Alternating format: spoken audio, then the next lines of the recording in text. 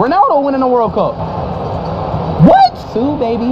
Cristiano Ronaldo বিশ্বকাপ জিতবেন এই কথা বলতেই হঠাৎ স্পিডের হাতে থাকা মাইক্রোফোন কেড়ে নিলেন জলাতন ইব্রাহিমোভিচ। মুহূর্তেই স্তব্ধ হয়ে গেলেন জনপ্রিয় স্ট্রিমার আইশো স্পিড। তেড়ে ওঠেন ইব্রাহিমোভিচের দিকে, আর সেই দৃশ্য এখন ফুটবল দুনিয়ার সবচেয়ে আলোচিত ভাইরাল মুহূর্তগুলোর একটি।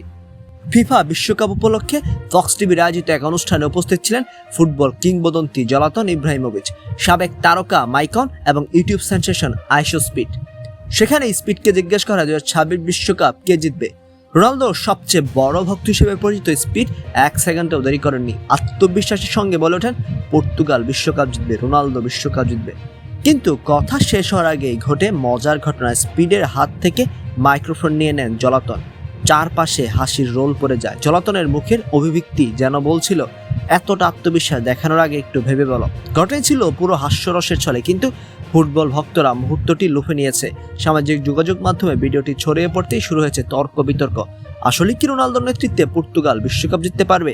41 বছর বয়সে রোনালদো সেরা ফর্মে না থাকলেও যে কোনো ম্যাচ জেতানোর সামর্থ্য রাখেন। অন্যদিকে পর্তুগালের স্কোয়াডেও রয়েছে তরুণ ও অভিজ্ঞ তারকার দারুণ মিশ্রণ। তবে বিশ্বকাপ জেতা কখনোই সহজ নয়। Brazil, Argentina, France, Spain, England সহ অনেক শক্তিশালী দলেরও শিরোপার দলে রয়েছে। তাই প্রশ্নটা এখন পুরো ফুটবল বিশ্বের, আইশো স্পিড কি আগেভাগে সঠিক ভবিষ্যৎবাণী করে ফেলেছেন, নাকি জলাতনের সেই মাইক কেড়ে নেওয়ার মধ্যেই লুকিয়ে আছে বার্তা? এবারও শূন্য হাতে ফিরতে হবে রোনালদোকে।